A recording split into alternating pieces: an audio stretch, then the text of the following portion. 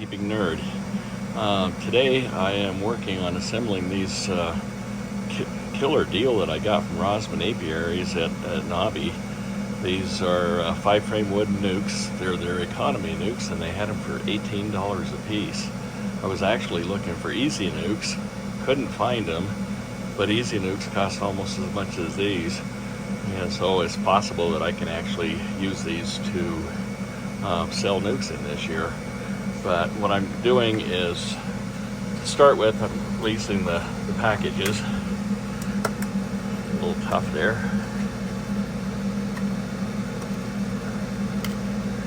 Of course, when you're filming, it doesn't cut.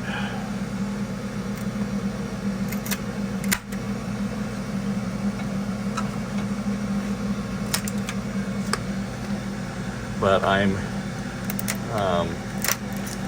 putting my GBH logo on the sides.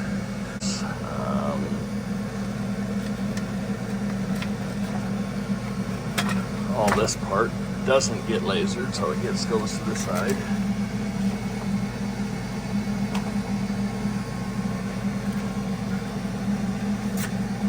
See, it's a nice complete kit, everything pre-cut.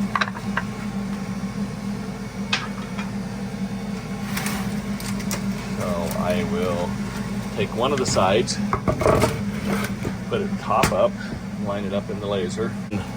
The two ends, I will go ahead and laser those. Just line those up in there, put them side by side. Make sure that the tops are facing up so that I don't put the logo upside down. Doesn't always look good. Ask me how I know. So everything's nice and lined up. Then I'll close the lid.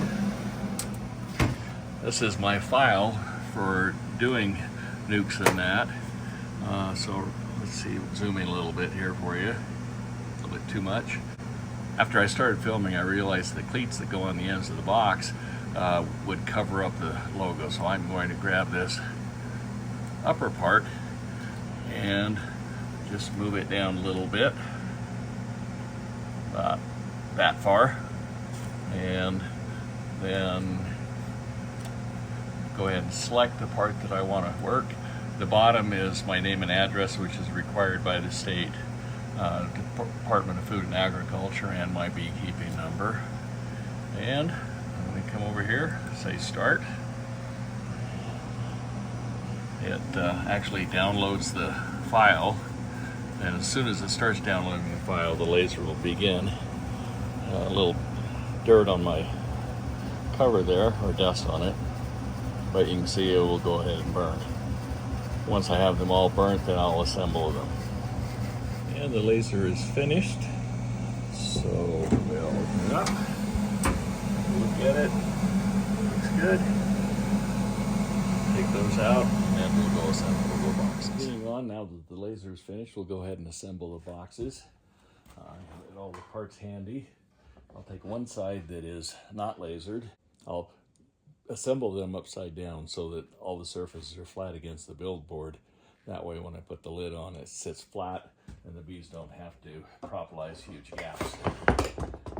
So I've got one side that's unmarked, one side that does have the laser work on it, and you'll notice that these kits do have knots in them, but every one of them that does have knots, it's a tight knot. So I'll put that in. I'll grab two ends, and the ends will, again, make sure everything's upside down. Dry fit it together, make sure everything looks good before you apply the glue. And then pull everything tight together, push it up against the cleats, make sure it all looks good. I'm happy with it, so I'll glue it up.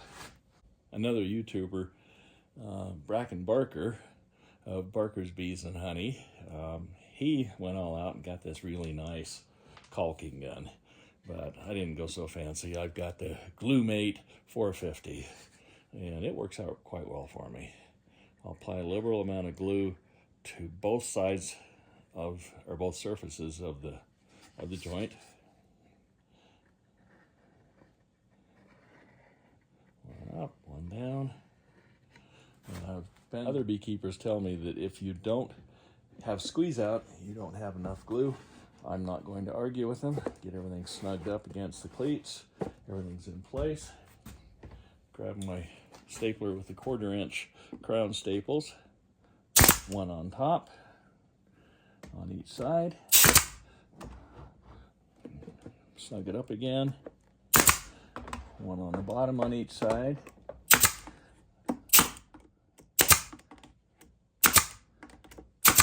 And a couple more for good measure. And that one didn't seat all the way, so I will turn it up. Well, actually, I'll just seat it with a hammer. Normally I turn it up on end, but the camera wouldn't catch it. Then I'll turn it around for your benefit so that you can see what I'm doing. Same thing on the opposite end. Glue to both surfaces of the joint.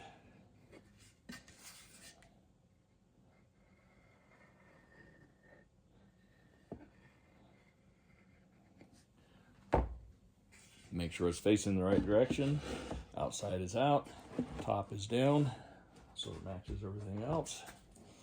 Snug it up nice and tight so it's square. Staple on the top of each side. Staple on the bottom of each side.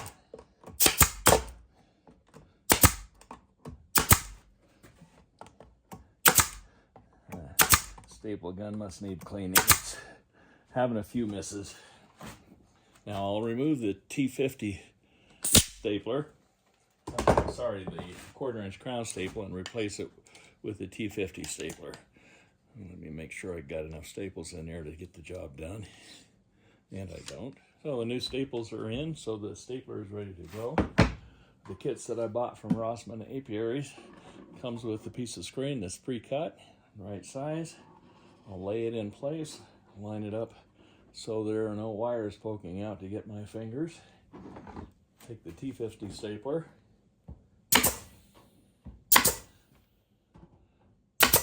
Staple in each corner.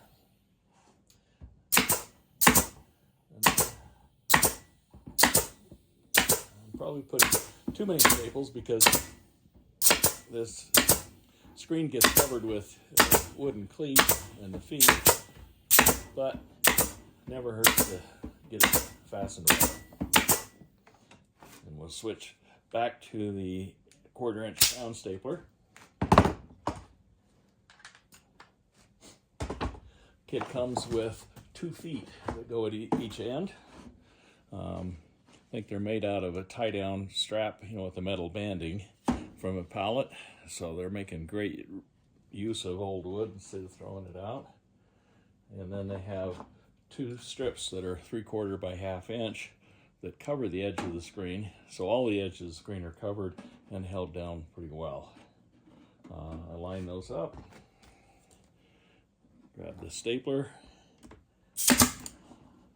Again, staple in each end, one in the middle, and then one between each of those. Line it up.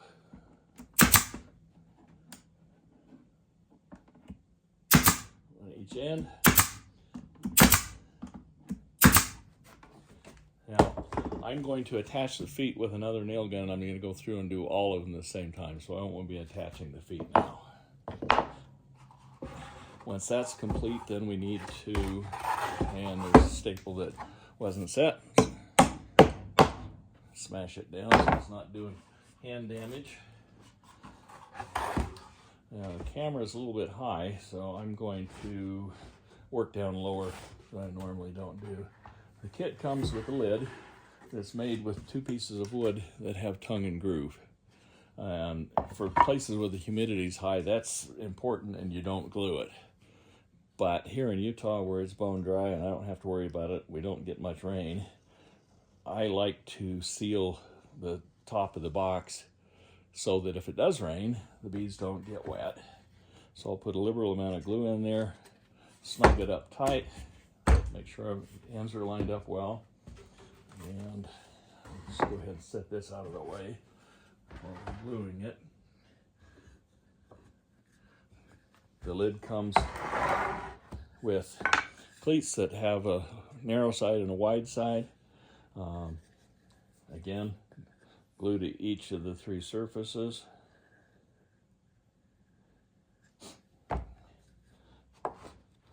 And I'll put that in place on this, so I'll turn it up this way on the edge. And that way you can see what's going on there. Put it in place.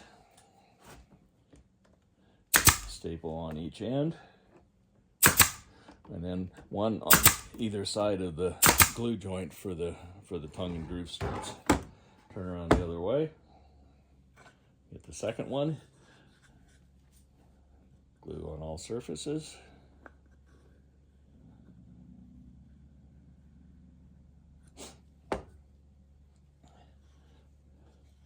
And make sure that the wide side is the same on both ends. Not good to make an asymmetrical lid. And staple top, staple bottom, one on each side of the glue joint. And now the lid is complete. Now I'm going to set this upside down and then put the box on top of it, because the kit also comes with some handles for lifting it.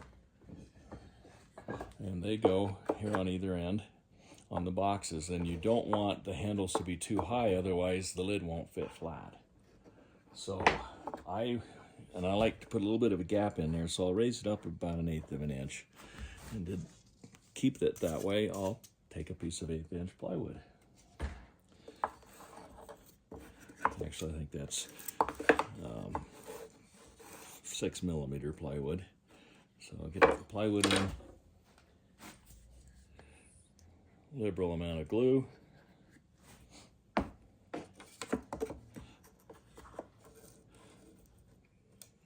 line it up, and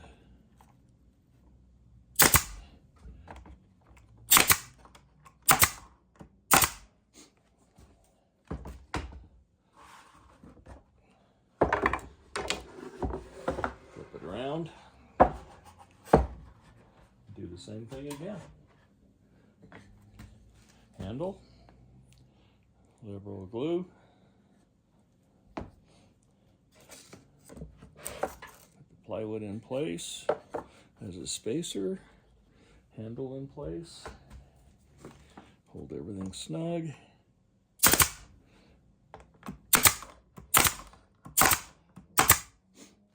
And attach it. Remove the plywood. And now, with the exception of the feet, have a completed box, nice and knit, good seal on the lid so that it won't be leaking, the bees won't be going to a lot of extra work to propolize it. Hey, thanks for watching this episode. I'm Carlos, the beekeeping nerd, and this is Gurr's Bees and Honey. Have a great day.